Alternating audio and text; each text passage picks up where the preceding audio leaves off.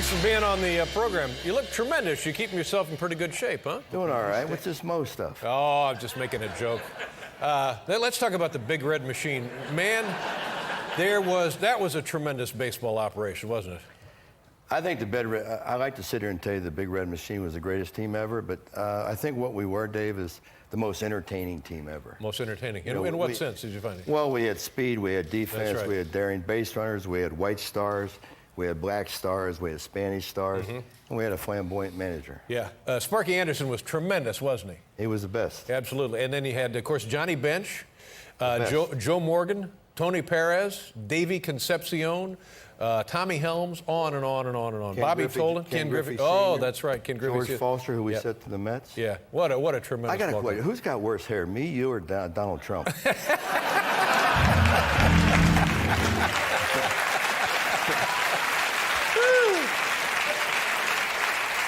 No, I'm right. I would say I got to be probably at least Donald Trump's got a lot of it. I don't have much of it. I think I would. Sure, I mean it's all forward. Yeah, I don't know. I think you're looking pretty good. I don't know what to do with mine anymore. I give up. Do you still watch baseball? You like it? Yeah, I watch about 3 games a day. 3 games a day. I live in California, and yeah. You know, of course, the East games start at 4, and the Midwest at 5, and the West Coast games at 7. So it still excites you as a fan, right?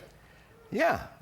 I watch the Reds every day, and I watch the Dodgers at night. I know pretty much about baseball. Yeah. What do you want to know? Well, first of all, let's take a look at the playoffs. They're beginning this week. Who do you like? You sound like you're betting on baseball. Yeah.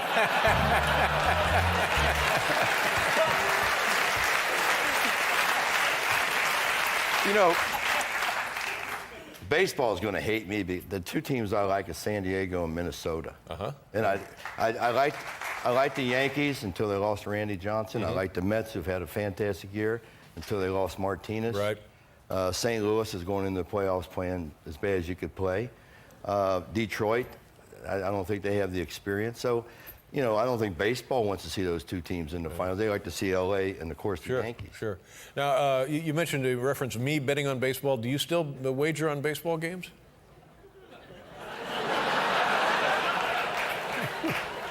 Honestly, I can't because I know too damn much about it. You know too much about the game? Yeah. Wouldn't be fair, no. But you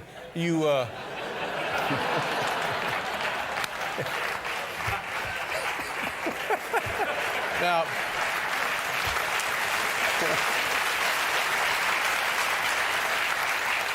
how come we can't see the audience? Is there anybody out there? I can't see nobody. They're out there. They're fine.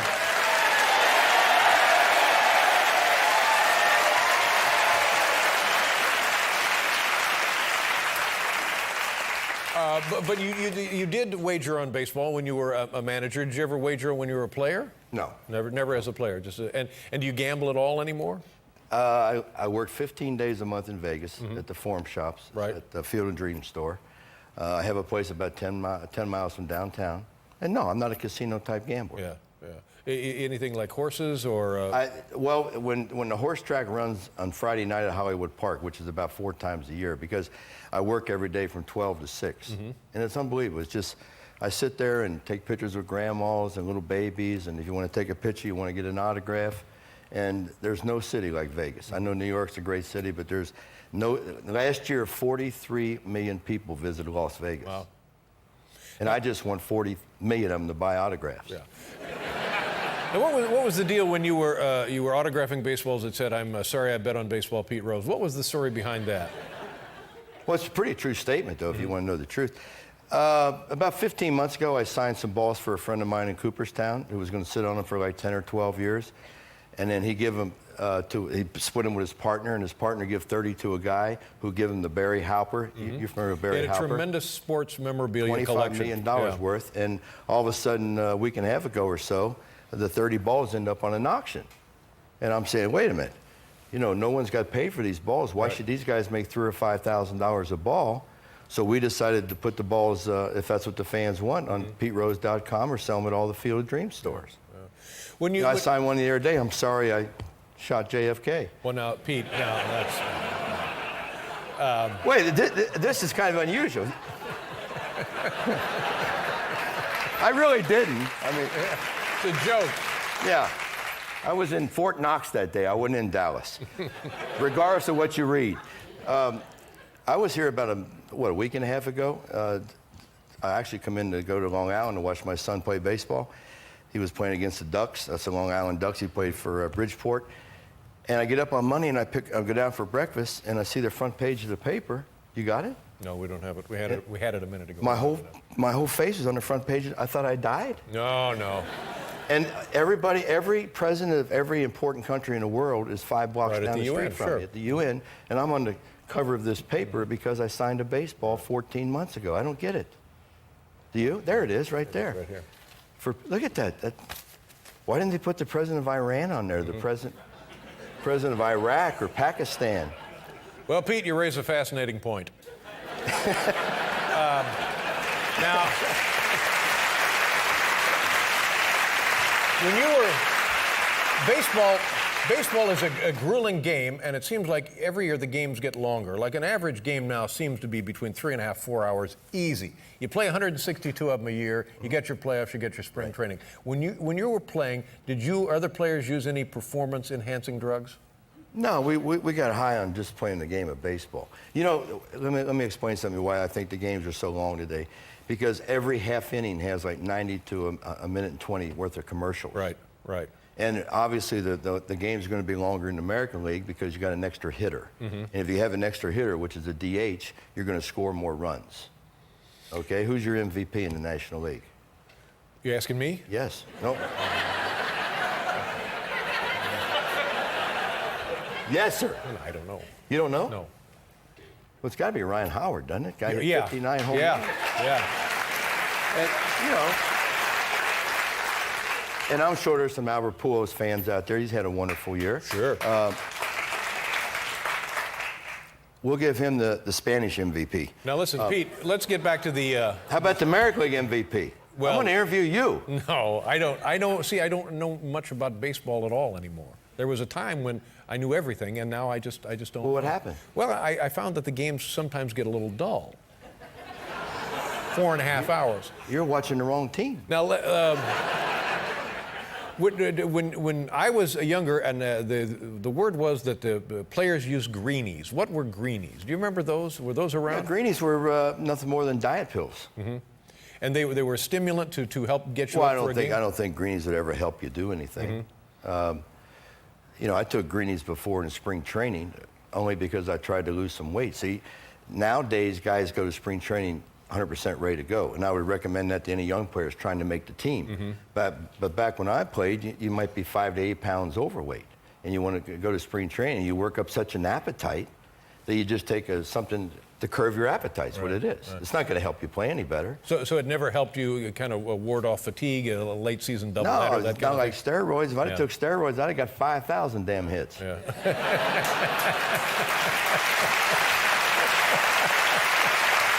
Oh, golly. And is that the kind of thing you might have done if they were available? Would you might have considered taking steroids? I don't know. I don't want to put anything in my body that's going to ruin my liver or something like that. Not for the sake of making some money. Yeah, but if somebody came to you and said, you know, if we're careful with this and we manage it thoughtfully, it can help you prolong your career, it can help you recover from injuries, and it might also improve your performance with no health risk, you probably would have done that, right? Honestly, that's a horse question.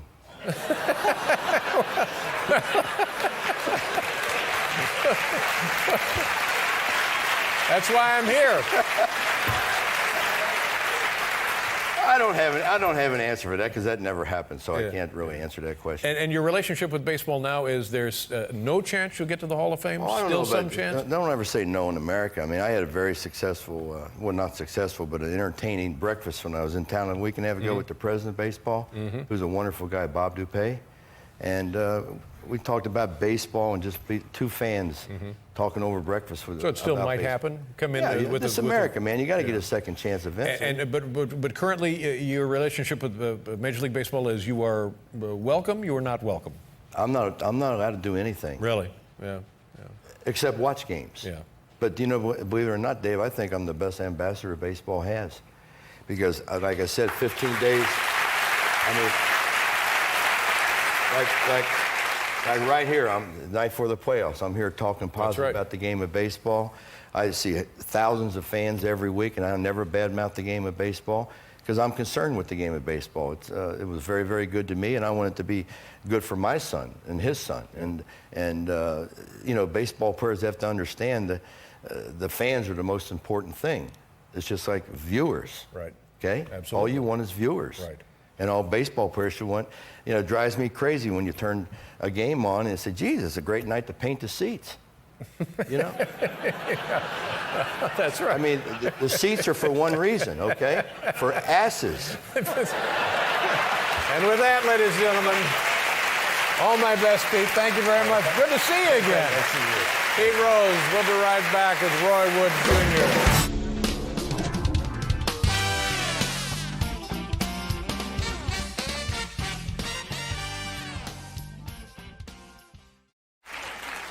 Our next guest tonight is a talented performer. He's an actor and a singer and many other things. He recently starred in the miniseries America.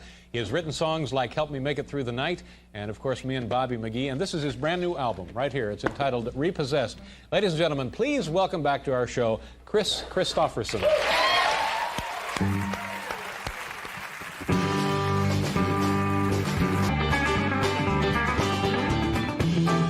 call me the happy optimist.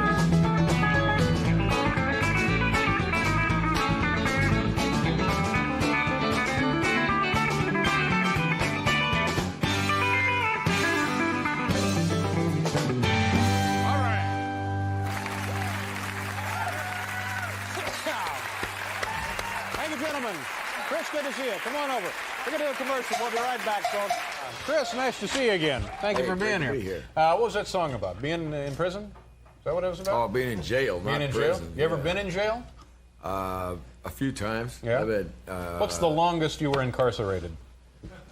overnight, mainly. It was That's good. just for drunk and disorderly and stuff like that. The last time I was in jail, actually, I was pretty recently. You say just for drunk and disorderly. Well, I went in with Martin Sheen and a bunch of people at this nuclear test site Up in California? in Nevada. And they asked me there and said, "This is the first time you've been arrested." I said, "On purpose." It is. But I think I've been in jail 3 times for carrying on. And for carrying on. And for the kids looking in, you wouldn't recommend it. Oh, never. Yeah. No, they didn't have any mattresses on the beds. Yeah. I don't do it anymore. I know. I don't do any of that But I stuff think all of anymore. us have gone through a period in our lives that perhaps we are lucky to get out of alive. Yeah, well, some of us have even thrown chairs at little old ladies. Well, that's true. Exactly. Where'd you go to college in this country? I'm fascinated about this Rhodes Scholarship deal. Where'd you go to school here? I went to Pomona College, a small liberal arts college out in California. And you qualified for the Rhodes Scholarship? Yeah. So you go to England, you study at Oxford? Yeah. Now, what's that like after attending college in Pomona? Not that there's anything wrong with Pomona. Suddenly you're at Oxford. Well, it's a lot freer. Over there, they have one like tutorial a week, and then you write a paper, and you can go out and you can do it any way you want to. You don't have to go to classes or anything. And are there kids in England working real hard, hopefully one day, so they'll be able to attend school in Pomona? Probably not. Possibly. Pomona's a good school. Yeah. It's You also a helicopter pilot? good. Yeah, I did as many things as I could do in my life because I wanted to be a writer. I wanted to do. Life experience. Well, yeah, I was trying to be like Jack London or Hemingway or something. One of the great helicopter pilots. One of the great. But he did a lot of things. Yeah. I worked just about every construction job you could do in California and Alaska and Wake Island, and eventually in the Army I went through jump school and ranger school and flight school. So you really have done an awful lot of stuff. Well, I've been a lot of different things. Were you a good pilot? I thought I was the hottest pilot in Europe at the time. I just ran into my old crew chief two nights ago. We were playing in Maryland, and this guy came up and he was telling my band how exciting it was to fly with me. You know, I said, it must have been a little bit hairy. He said, yeah, when we washed our skids in the Rhine River that time we did. But he said, now, what does that mean exactly? Explain that to us. That means you're hovering over the river. No, we weren't hovering. We were going as fast as we could, as low as we could under a bridge. Your water's under the bridge. Under a bridge. Well, now see, Chris, this is. But he said, He said the thing that was really the one that really made a man of him was the time that I tried to get in the helicopter 3 times and I couldn't miss the door. And he said I pulled the hood down over my eyes and said, if I turn real green, if I look sick, you grab the stick over there. I think he was the bravest man in the 8th Infantry Division. Now, why were you in that condition? Drunk and disorderly again. That was in my youth. I don't do anything anymore. But you can't. Even if you were a passenger in a helicopter, you shouldn't be drunk to the point of being nauseous. No, I wasn't still drunk. I was hungover there. Oh, you were hungover. Yeah. And did it affect your flying abilities? You could still get it under the bridge? I think fear probably cleared my windows of perception enough. You worked on an oil rig for a while? Yeah, I was out there for about 2 years while I was still trying to be a songwriter, and it was sort of like 7 days out there and then 7 days off. You worked as a pilot there also? Yeah, I was flying a helicopter out to the oil rig. That must be an odd existence for those guys because they're 2 or 3 miles off the coast and there's like nothing Alcatraz, only they don't lock the doors. There's no wine, women, or song, and you couldn't wait to get back in and go raise hell in Nashville. The emblem here is Chris Christopherson and the Border Lords Repossessed, and you're traveling around the country now, aren't you? Yeah, we're playing Bottom Line. Great to see you again, Chris. Good Thank you very much. Good luck. Thanks for plugging it. We'll be right back, folks. Last eight. My thanks to Coach Knight and also Chris Christopherson, who now would like to say a word on behalf I want of to the thank band. you for letting me play with that band over there. That's the best band on TV. And your band is right up there. My band's right up there in the audience. Thank you very much, folks. Good night, everybody. We'll see you tomorrow. Chris?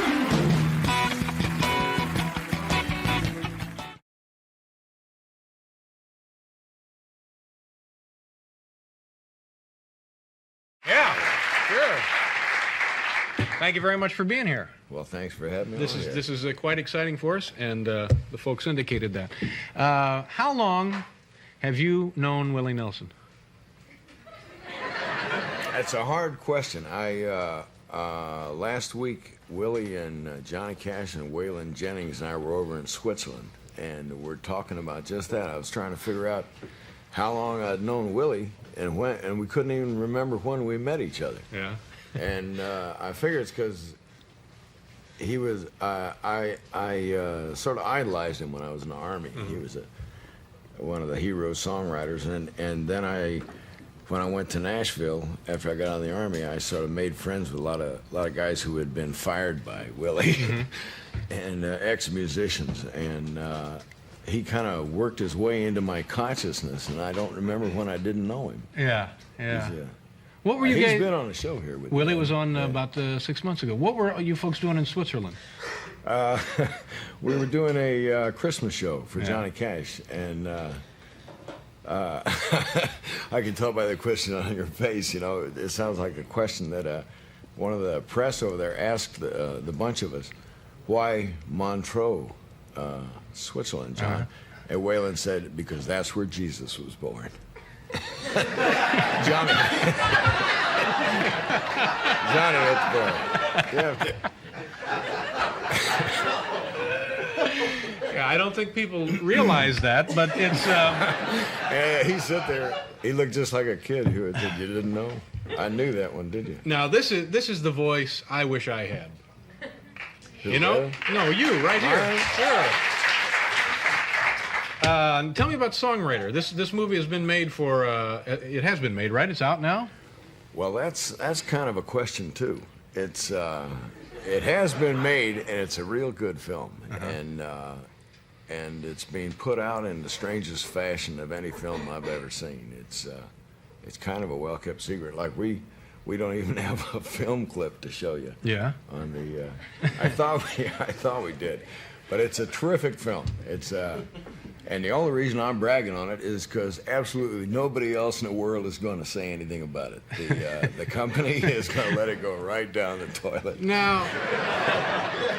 It's been it was produced by Sidney Pollack, and it was a real good script by Bud Shrake, and he's one of these Texas crazy writer friends of Willie's, and got a great cast in it with Rip Torn and Leslie Ann Warren and Belinda Dillon. And what is the story here? Well, it's kind of a surreal version of Willie's life, which is surreal to begin with, you know, and a good-hearted movie, just about a bunch of bandits trying to outmaneuver one another in the world of the music business, which is not unlike real life. Yeah. You know? Often like real life. So now you're saying that the movie has been released in certain parts of the country and will hopefully eventually. Strange parts of the country. Well, Like where? The places aren't strange, but it's kind of strange place to put out your hit movie, like Selma. Selma, Alabama. Evergreen, Colorado. You know, it's a sneaky way. I mean, they may have something going on there that I don't know about. They call it officially plateauing, which I suspect is the latest Hollywood euphemism for a close encounter of a personal kind. If you hear about somebody possibly plateauing you, I would keep my back to the wall. It's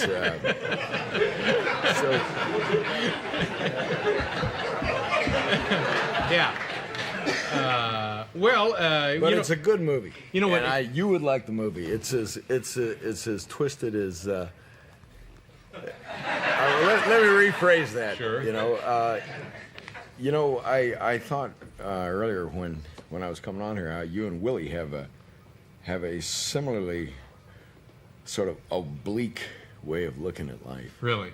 Sort of askew. Yeah. And that's what Alan Rudolph, director in this movie, was able to pull out of it. Now, when you guys travel together, and we talked about you're touring again together, is it as crazy as people might think it is, or was it ever crazy, or is it less crazy now?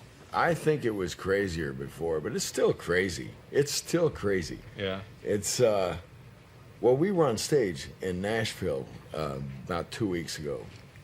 A whole bunch of people at Waylon Jennings got together for this benefit.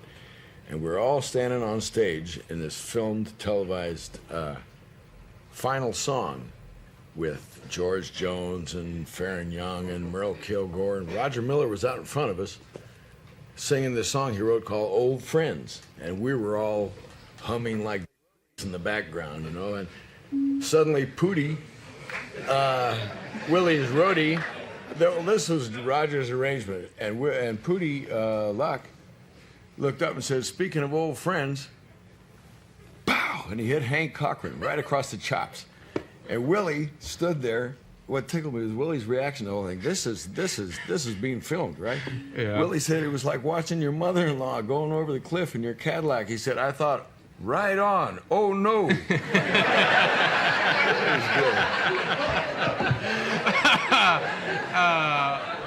It was good. We got to do a commercial, but when we come back, we'll talk to Chris about other things. Maybe a couple of old Bible stories that you didn't know. We'll be right back.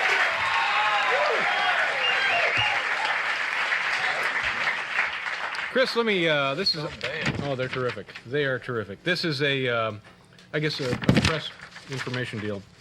A Star is Born vaulted Chris to Hollywood stardom and won him the Golden Globe Award for from the Foreign Press as Best Actor, and a major event in your lifetime. What was it like working with Barbara Streisand? Boy, I ought to know the answer to that one. I've probably been asked that more than anybody else. It was challenging. It was real hard, and it was real rewarding. Yeah. It was like. Did you know her before the film began? Yeah, I did. Yeah. I'd known her some years before that. We had actually kind of dated or whatever. Is that right? No, I didn't realize that. When did that take place? Back in when I first started performing back in 1970. Yeah. She Now came to this sing. boggles the mind. I hate to interrupt here, but what the hell do you do with Barbara Streisand on a date? What? Just explain that one. Where does that begin? Where does it end? Good Lord, what? I kind of just went around wherever she took me, but we got along real well. She was a good date.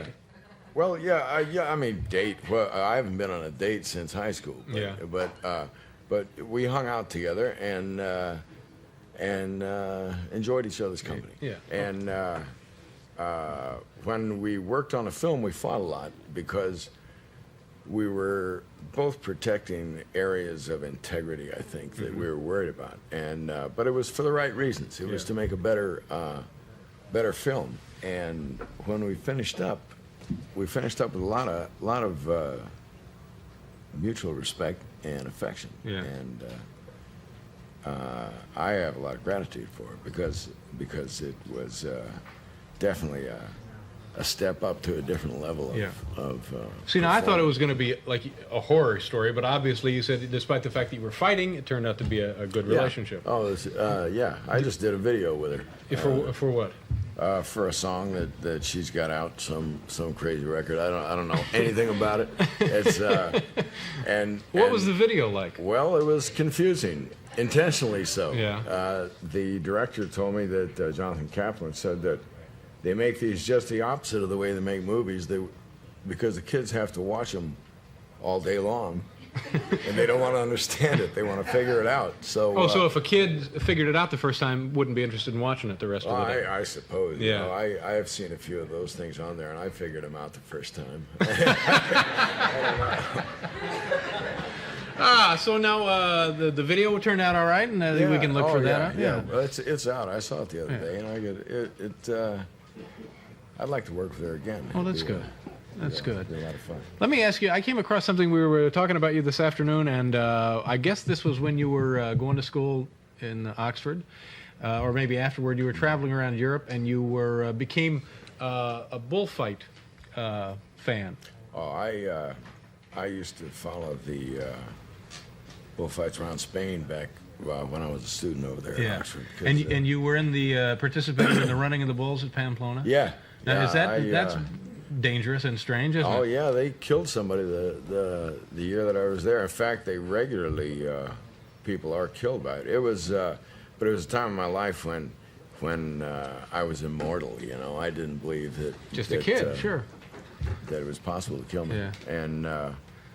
And I was trying to be as much like Hemingway as I could, and doing all the same wrong things that he was doing, other than blowing my brains out. Yeah. And but it was a thrilling time. That's obviously the time that you found yourself face to face with Ernest Hemingway? Well, yeah, it wasn't in Pamplona. I saw him. I think it was in a place called Burgos, up in northern Spain, and he was following his friend Luis Miguel Dominguin, the guy that used to go out with Ava Gardner and all that. And Dominguin and Ordóñez were having a mano, and Dominguin was wounded gravely, and we were waiting around to see how he was, and suddenly there was Hemingway standing right next to me down there, and I was staring at his face was ravaged at the time. It was shortly before his death, and I was just, I guess, shocked by how far down he'd gone. And I don't know whether he saw that in my face or what, but he looked at me and he just wheeled around and jumped in a car and drove off. Yeah. And it was the strangest meeting, confrontation. You didn't get a chance to speak with him? Not hardly. Yeah. Not hardly. All right. Let me see That's here. It's a great story. Oh, it is. It's a terrific story. You will be touring with Willie Nelson. Is that in progress? Yeah, well, I'm going down to Savannah tomorrow, hook up with my band, and we'll join them at the 1st of December and go through the South. Carefully avoiding any place that the movie might be coming out. Because it's supposed to open. They're sneaking it out in Los Angeles. It's plateauing. So if you're in Los Angeles, it's being plateaued there right now. And go see it, or you'll never get a chance to. Los Angeles, of course, is the home of plateauing. And Chris, nice to meet you. Please come back, sir. Thank you for being here. We got a pause here for station identification. We'll be right back.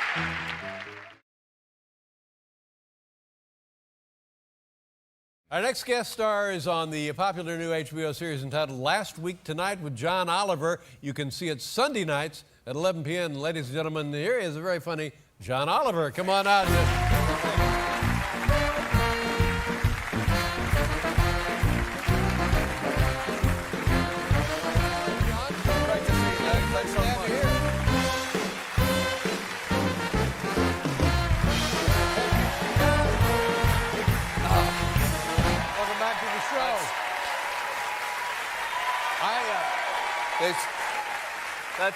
That's from Oliver Twist. That's either kind or extremely offensive. I think it's kind. Let's go with kind. Yeah, but Paul doesn't have an offensive bone in his body. I don't know if this is the case around the country, but oh my gosh, what a tremendous success and splash you and your show have made. You can't go anywhere without seeing posters of you about the show on buses and on billboards. I'm sorry about that. No. I mean, it must be. Is it? Are you a little self-conscious? It's awful. That? Yeah, it's awful. I don't think there's really an upside for anyone. I don't really have a face that you walk past and think, oh, good, I'm glad that's there. It's not like, oh, what suit's he wearing? I'd like to buy that. It's the opposite of that. No, I think it generates a great respect. I think it generates the opposite of that, though. I was hoping there would be nothing near where I live. Right. And I go to this diner a lot, and the guy, there was one put up on a phone box just outside, and he was furious when I next went in, saying, "Who are you? Who are you?" And I said, "I'm nobody," and that reassured him. He said, "I thought so. I thought you were nobody." But now, that's good. But before, that was good for him. Before the show, yeah, there must be a campaign, there must be a strategy about this. Were you consulted about putting your picture? I was. I don't think I had quite the response they were looking for, because they had like a folder and saying, we're going to have buses, billboards, and we'll put stuff in papers. Sure. And my first response was, when does this all get to come down? Yeah. And that was not what they were looking for. I think they were looking for, thank you very much. Thank you very much for putting so much time and effort into this. Not, when does this all get to be removed from humanity's eyes? Yeah, when will you people stop doing your job? That's right. When will you do it less well? But you must be enjoying the show. It's a weekly show. It's on one night a week, yeah, right? So, yeah, I used to work at The Daily Show with Jon Stewart, so I'm used to kind of the daily turnaround, and there's something, as you know, there's something great about that, because there's a mental clarity. The problem with the best thing about being on every day is that you don't have time to wallow in failure. And boy, you are talking to the president of that club. Absolutely. I know exactly. I know. So what I found is that, with a week, you can really do some personal mental damage. You can really wallow in a bathtub of self-loathing. It's a jacuzzi of regret. I understand entirely. And what do you... tell me something about your wife. I remember a fascinating story about what she does. She's a triage nurse. Well, she was in the army. She was in the army. Right. She was with 1st Cavalry in the army, and she was a combat medic in Iraq. And yet, since then, thank you very much. Thank you.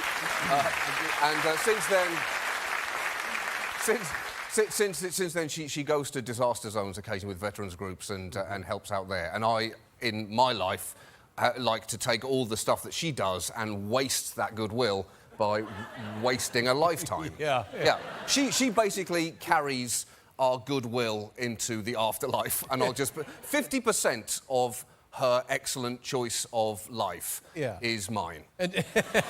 But does that make you just feel like a little carnival worker or something like? Yeah, of course it does. Yeah. Well, yeah, because when I was making the decision to go to HBO, she was in the Philippines. Mm-hmm. She was doing triage in the Philippines. I got to speak to her once on a satellite phone, and there was no way to pivot the conversation to tell her I'm going to do a new show, because she was saying, we're doing emergency C-sections and amputations. Lives, yeah. And there's no way to say, I've got some even bigger news. Forget the typhoon. Don't worry about that. Don't worry about that. Premium cable. Explain that to them, and everything will feel better.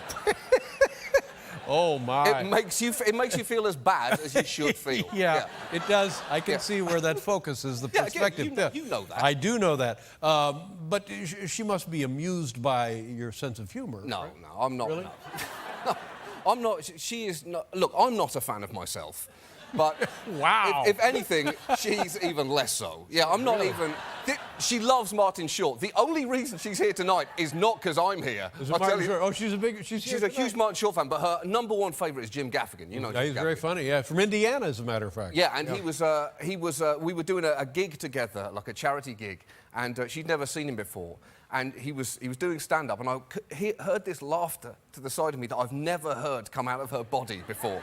She was literally like buckled over, laughing, holding her side, slapping the table in front of her. And when he finished, she turned to me, I swear this is true, she turned to me and said, "Why can't you do that?" Yeah. It's a fair point. It's like a page out of my diary. We're the same person. Yes, John Oliver, ladies and gentlemen, last week tonight, Sunday nights at 11 p.m. Continued success. Thank you, Good Dave. to see you. Thank you so much. John Great to see Oliver. you.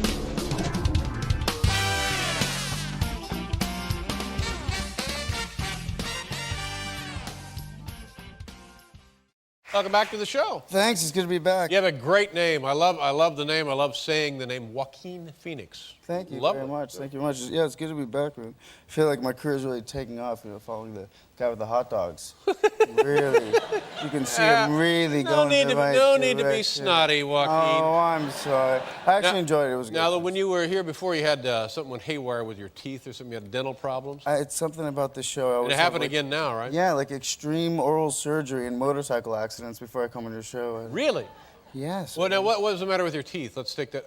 Oh, Oh, my goodness. God, you got like several stitches here on your forehead. Yeah, I did. But that's the motorcycle accident. No, that was the dentist. Ah! Oh, Lord, thank you very much. God, that was terrible. It was awful. I apologize. I'm very sorry. Are you in pain from either of those things now?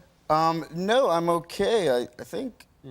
Yeah. Well, you would know. I feel okay. I know. I always look to you, though, to help me out Well, here. thank you very much. Okay. I appreciate that. I consider myself to be a mentor. Yes, absolutely, absolutely. How long and what is the nature of the dental problem? I don't really know. I'm asking you. What's your advice? No, I don't know. I think I need a root canal. I have some nerves that are just very unhappy. Now, have you been to a dentist? Let's just start there. Well, I did. I was doing press for Gladiator in Rome, actually, and I was at a hotel, so they said they'd bring a dentist in for me. Hotel dentists are the very best. Ooh, yes. So she came in, and I looked for the bag, and there's no bag. Sure. And she picks up a steak knife, basically, off the table. It says, "Open your mouth." So what are you gonna do? She puts the thing in my teeth and starts tapping. And she says, "Does that hurt?" And I say, "You're damn right it hurts." Yeah. And we got a steak knife inside me, so that didn't go so well. And both the story and the You're fine. thing. You're fine. Don't be so hard on yourself. What's the problem? Relax a little. have a No, hard- stay away from me. Just give in. Give in. All right. They'll still love you. Now, have you been to an American dentist? I haven't, because I didn't want to come on your show all goofed up on painkillers and swollen face and stuff. So I'm waiting till after I'm leaving from here to the dentist. Yeah. Well, what do you say we give those painkillers a try? I asked your producer, he said, "Do you need anything?" And I asked for some heavy sedatives, and they refused. Yeah, you got to get in line for those, my friend. Well, there you go.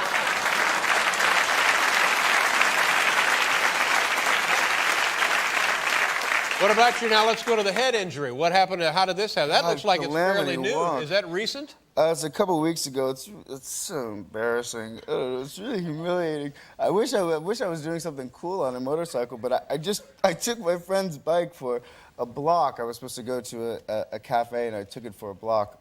And in the carburetor, there's a thing called a floater. I don't know. Like a butterfly float kind I'm of? totally making that up. I don't know what it is.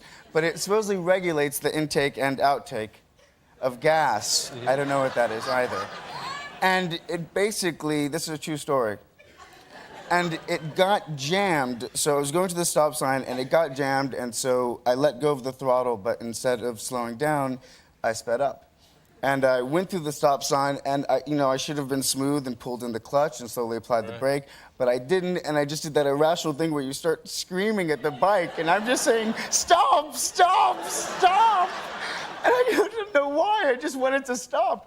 And I'm roaring down the street, and then a chihuahua, no, it's not a chihuahua, it's a chihuahua with hair. The thing with hair, the small thing, is just totally Oh, that's true. a rat. It was one of those. It was one of those.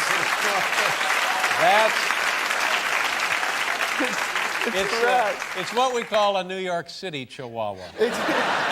Precisely. And you never see them without a leash, but for some reason, my luck, this one doesn't have a leash. And I just thought PETA, and I slammed on the front brakes, and I did a thing called an Indo. I don't know what it's called, but the front end of the back end of the bike comes up, and I went over and I slammed into a nice French cafe to the tables. And people, diners were right there. They were there, but it was lucky. It was good food, and it was a nice place, and it was fine. I'm really making it. Cheers. So yeah, same to you. Oh. So you're kind of having I love your water, by the way. Oh, great. I told you that last time. You guys have something special. Oh yeah. Who invited me on the show? What's going on? Where's my wife? We'll have that meeting later. I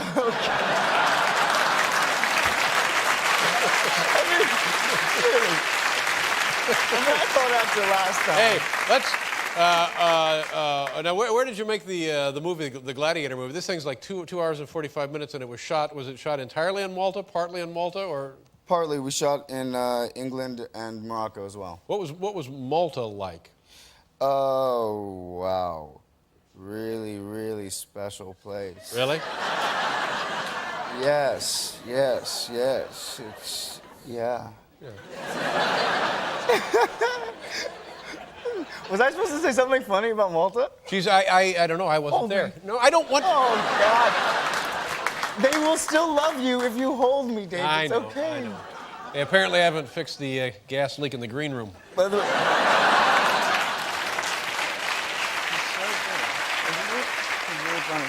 well, before I get, this is $1 from Scott Causey. Great. I wanted to give to you. Great. Give Scott my best. I appreciate Okay, it's that. a very special. I haven't heard from him in a long time. Yeah, well, you'll when the time is right. Good. He'll Have him make give me a himself call. known. Right. Okay. Okay, thanks. So, my sister Rain. I'll tell you what. Let's look at a little bit of the film Gladiator. sure that you open wanna do today. that? Yeah, yeah. I'm dying to see the movie, the big Roman spectacle. They tell me that the digital special effects of Rome, ancient Rome, Roma, the eternal city, are spectacular. That's what I hear also. Yeah. Who do you play in the film? I basically fetch water for Russell Crowe. But you're like an emperor, a Roman emperor. Yes, that's right. My bad. I'm the emperor that fetches water for Russell Crowe. Yeah. No, yes, I play the emperor. I'm so bad. I'm really apologize. That's all right. That's all right. I'll never be After back. that motorcycle thing, did you have a checkup?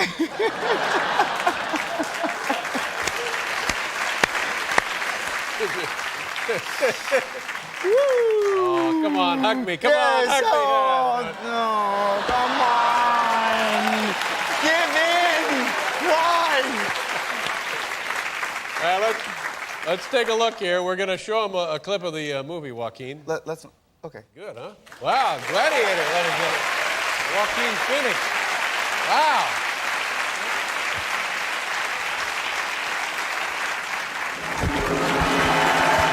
All right, that's fine, that's 20. Okay, that's good. All right, have a seat.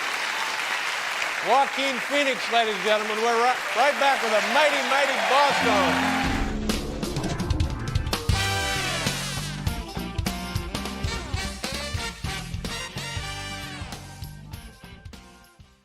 My next guest created NBC's Saturday Night Live and was the producer of that program from 1975 to 1980.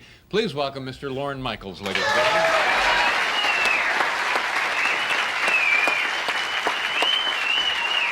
Lorne, how are you? Nice to see you, sir. How are you holding up with the weather here in New York City? Does it bother? Doesn't, oh God, right to the weather. It doesn't, I'm from Canada originally, Yeah. and so I'm used to snow, and when it snows, it's not that cold, and so I like it, well. So this didn't bother you at all? No. Do you think I was articulate enough Yeah, about the weather? I think. Yeah. Now, what you mentioned that I led with the weather. Maybe Right. as a producer, I probably should have maybe faked with another question and then gone to the weather. Well, the weather, I think the weather was a good opening gambit, going with the weather, and Yeah. I think that's the way most people begin conversations, Right. that it takes us off the hole and sex. And I think that God, I had so many things to say about the weather as I was walking here in the weather. Yeah. And then I... You walked from here? You live relatively close then? Well, What a conclusion. yes, indeed.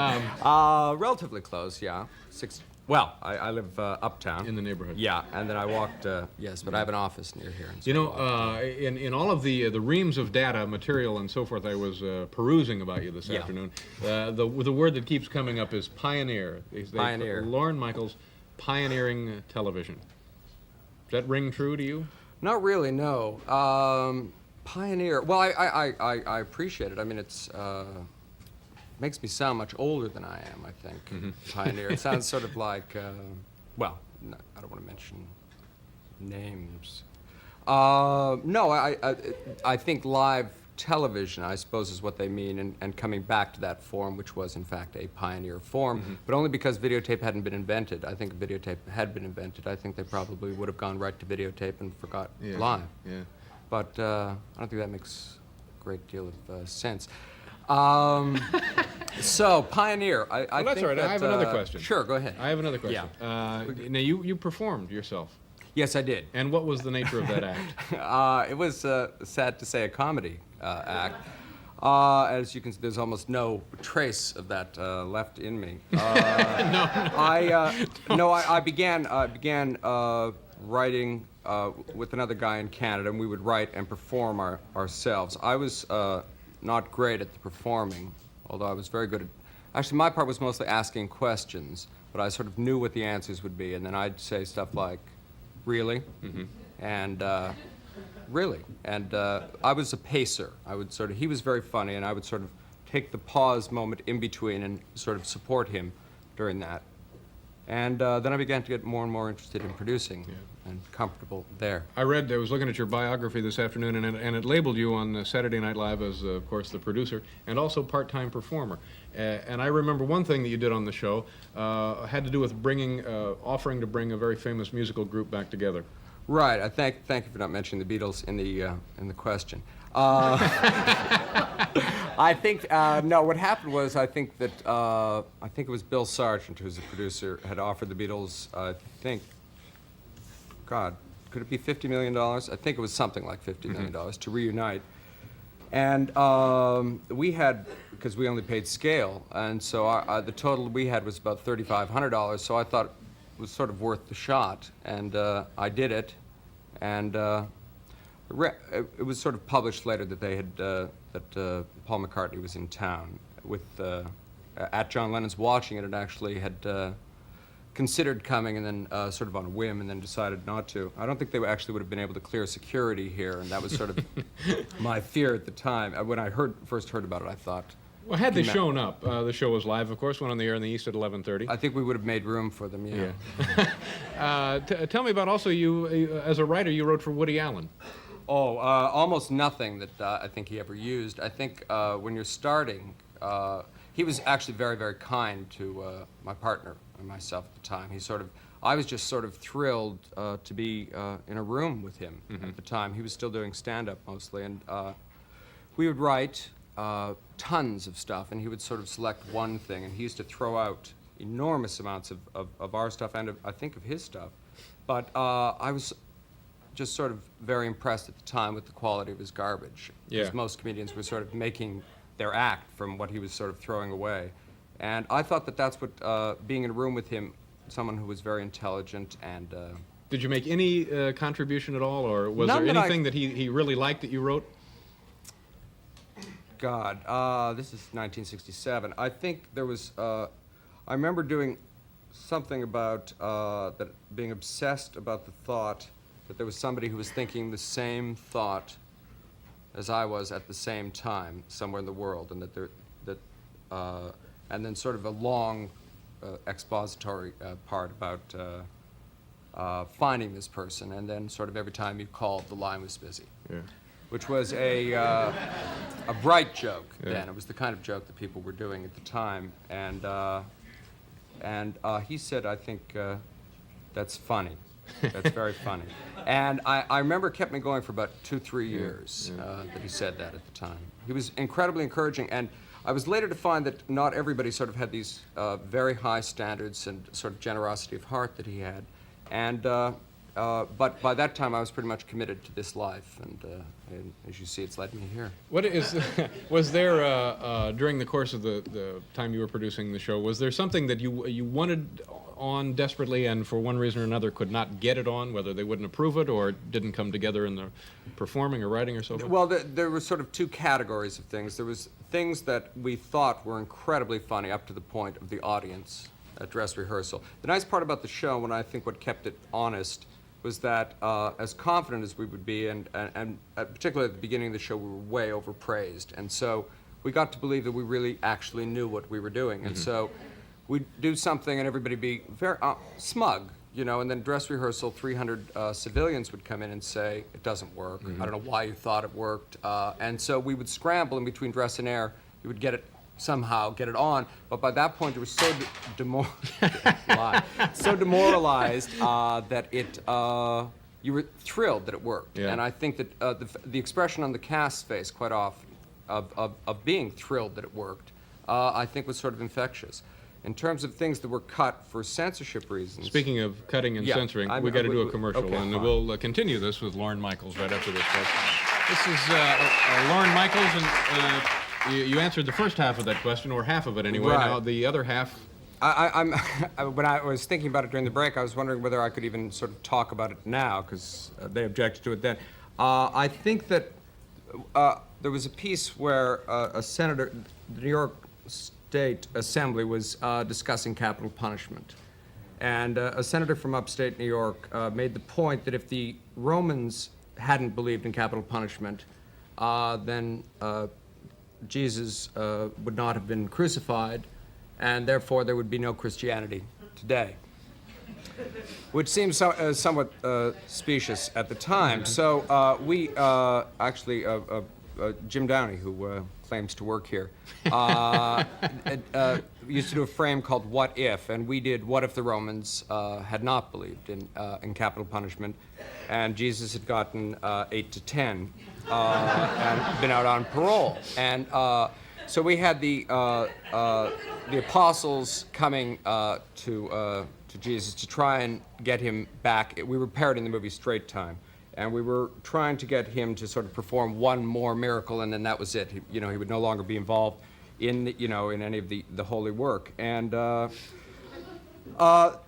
it touched a nerve, and we got it all the way to dress rehearsal. Actually, it was.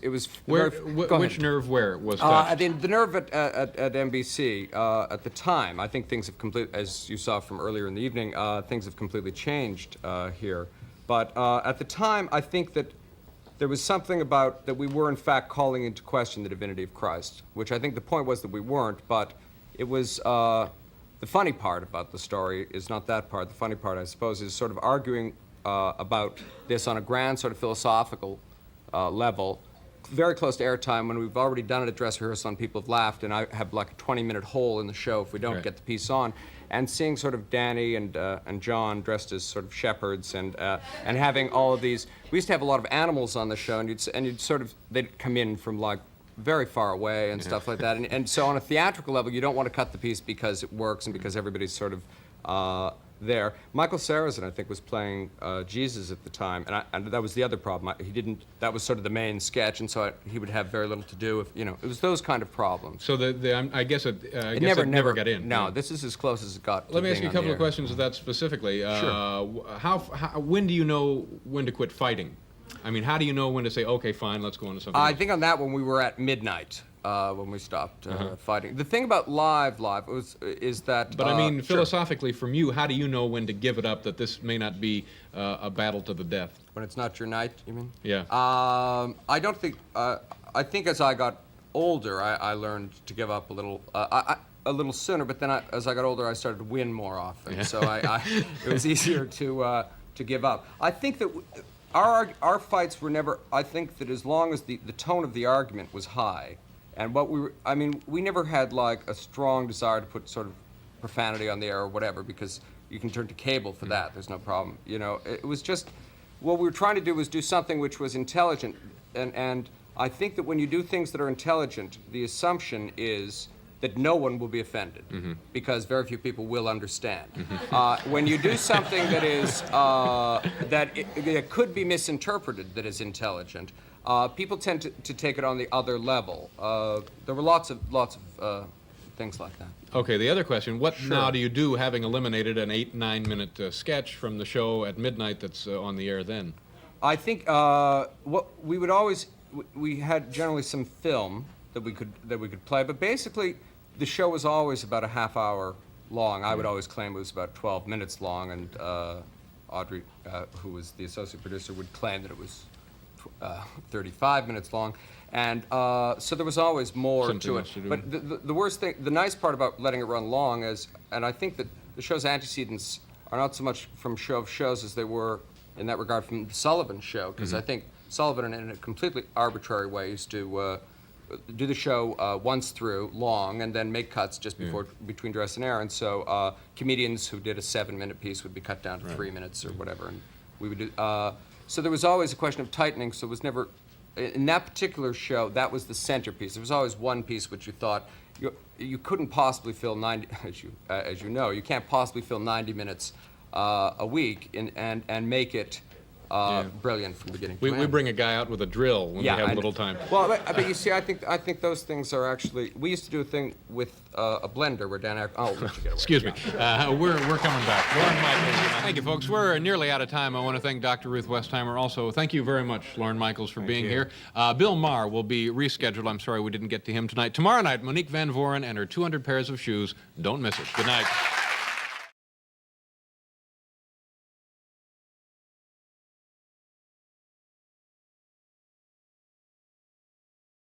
How you doing? Doing good. Well, I want to tell you something. You guys had a tough way to go to get to the finals, and then after you go to Los Angeles, and I pointed it out to everybody, the problem is you guys are from Pennsylvania, and a lot of you guys are just coal miners, and you get out there in Hollywood, and you're dazzled by the stars and the bright lights and the courtside beauty of Miss Diane Cannon, and what chance do you have? And then, all of a sudden, you win the first game, and I thought, oh my God, here we go, here we go. Was that like a special feeling? Did you think maybe we can get this done after all? Yes, I think going to LA, we knew that we have a chance to pull one away from them and come home and fight our way out and trying to close the series. Yeah. And we did that. It seemed to me like.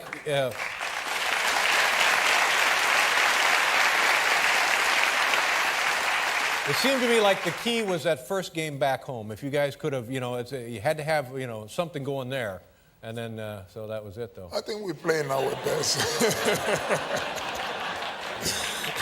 I think we try our best, and I think Lakers was just better than us. They play so much better, and Shaquille O'Neal kind of dominate the game. Yeah.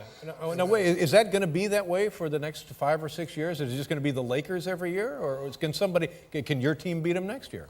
Who knows, Yeah. Like, on the past, we have Chicago, we have the Lakers, we have Boston. Now is the Lakers' time, but who knows next year, maybe it can turn around to somebody else. We can come back and try to challenge them again. Yeah. What about this notion that Michael Jordan is coming back? How if he comes back and if he's competitive, how does he then with his team fit in with the 76ers and the Lakers? Where does he, is that going to work at all? First, you want my point of view? Yeah. I don't think it's a good idea for him to come back. And why is that?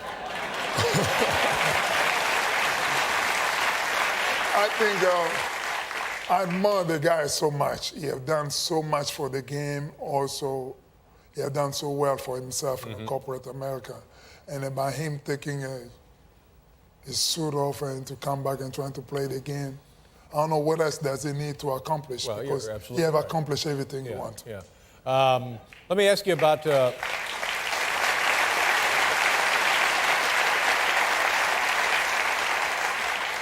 When was it when you were with the Atlanta Hawks? Yes. Is that when this was going on?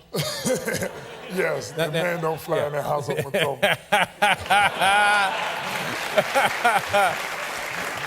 And this was after a blocked shot is when this would happen? Yes. And you got a call from the league one day? I got a call. I think we play against Boston, and I have like a 12 block shot, and Rick Pitino, who was the coach by then, didn't appreciate the way I was within my fingertips play. But you know, I like that because it's a very subtle kind of, but very meaningful taunt. It is a taunt, isn't it? It's a reminder. Just let the guys know that please don't come in my house. Please let me know before you come. Very effective. And they said, don't do it anymore? One day the league called, they say you can't do it no more, otherwise you get the technical fouling. Yeah. When you get 2 technical fouls, you get throughout the game. Yeah. Because you were hurting people's feelings? Is that what this was? They say I was just embarrassing them in national TV. And let's talk about Allen Iverson. Oh my goodness. Now, before you came to the Sixers, what was your impression of him when you were not a teammate? I have some question in my mind. What was be like playing with him, despite all of these things was going on in the media they were saying about him. But when I went there and I got a chance to know him, he's a very special guy and a great family man and a great worker. He works very hard and he do whatever it takes to win. You could just.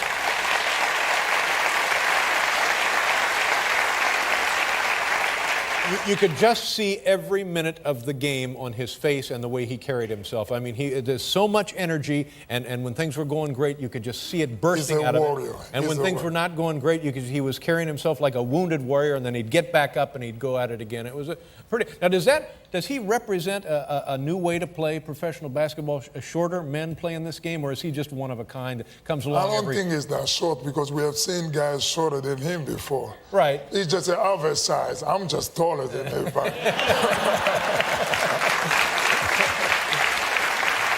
But he can dunk on everyone. Will the team more or less be back together? Is everybody splitting up? Is Coach Brown returning? What's going to happen there? That's a good question. Yeah, nobody knows? I would love Coach Brown to come back. He's a great guy, and I admire working for him. I would love to work for him next year again. I think everyone will be back, but who knows? Well, it's a kind of crazy business. Yes, it certainly Things is. change so fast. But that playoff series is just grueling, isn't it? I mean, that's got to be just, worse than, and it's not as long, but it seems like it's nearly as long as the regular season. It's long because by the time it's over, it was only 2 teams that was playing, and the 27 of them was home. Yeah, so you should be proud of your accomplishment. Absolutely. What about the owner, Pat Croce? What do you know about this guy? Is he a good guy? He's great. It's why. He's like to do everything that can get your attention. Very smart guy. He's a great person. Yeah. He did so much for the city of Philadelphia, also for the organization. But we want him to stay, and I hope he doesn't leave us. Let me you talk about Philadelphia. Let's talk a little bit about your home country, what it was like growing up there, what you're doing there now, and what's important for us to know about not only your homeland but the entire continent of Africa. First, I'm from the Republic Democratic of Congo, which is located in the middle of Africa. Almost 51 million people population. 51 million? Yes. And I was raised in a city of 10 million, the city of Kinshasa, which is the capital city. And right now, the condition in my country is very poor for the fact that we have passed almost 2.5 years of civil unrest in the north, which almost brought the economy so down. And the healthcare system is so broke down. And my foundation, myself, we're trying to fix it. And we have a project that we're starting on September 15th. But we're trying to build a new hospital, a 300-bed hospital that I have donated already $2.5 million. And I'm willing to donate more money to get the hospital built. Yeah. So now I'm just seeking support from the firm. Are there other efforts like that going on for your country? Are other people trying to help in ways like that, bigger, smaller? There's a lot of people doing little things, but little things can make a big difference. And I think all of us, by doing something, will make a big difference. You think so? So your outlook is optimistic? Yes. I think what I'm doing, I don't want to be just the only one doing. I think I'm setting the new way, setting an example for everybody to follow. Yeah. Not even today, maybe tomorrow, my kids or their grandchildren will follow the example of me. And trying to help the country out. Well, you didn't win the game, but you're a champion in my eyes, and I think everybody else who knows anything about the game. Thank you, Joe. Good to see you. Nice meeting you. Thank you. The Kenbe Mokumbal, ladies and gentlemen. We'll be right back.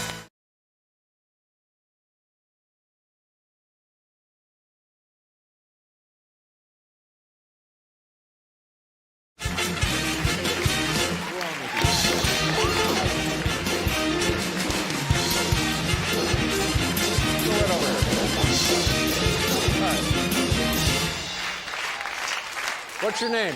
Dan. Dan, you all right? Yeah. You feel okay? Yeah. Everything's fine? Yeah. Everything okay at home? Yeah. Have you had a physical recently? Everything check out? Give you a complete workup? Everything looks A-okay. You know, Dan, to me, it looks like you may just be a little bit lethargic. Are you feeling just like maybe a touch of lethargy? I'm your friend Dave. I'm your TV friend Dave. Can I help you out? Can I break this lethargy for you? Because it's got a hold on you. It's got a grip on you.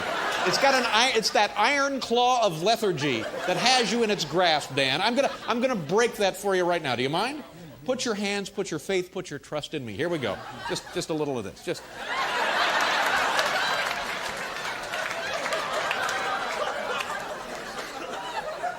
All right. Let's just walk him up and down a little bit. Just walk him up. Come on, keep moving. Come on, Dan. One in front of the other. That's it. Here we go. You feeling better now? Feeling better? Feeling better now? All right.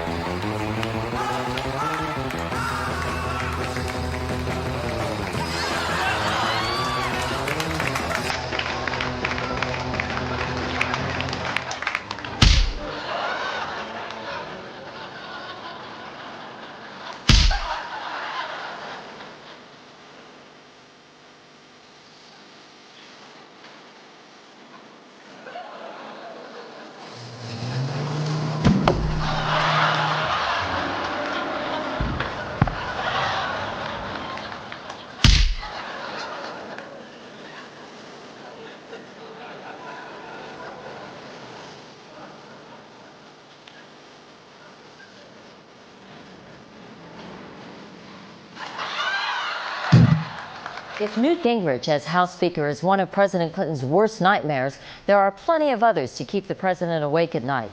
Many of the new congressional chairmen have political agendas. Honey, can you give us a hand here? We got a sleeper.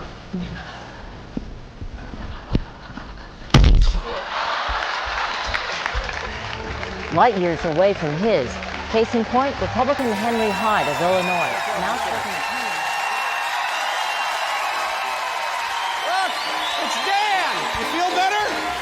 He feels much better, ladies and gentlemen. It's Dan. Congratulations. Go right on out there. Be careful now. Enjoy the show. Watch yourself. Thank you, Dan. Well, how about that? How about that? We've met a nice young friend there in Dan. He's going to be all right. He's going to make it. He has the will to live. Oh, God.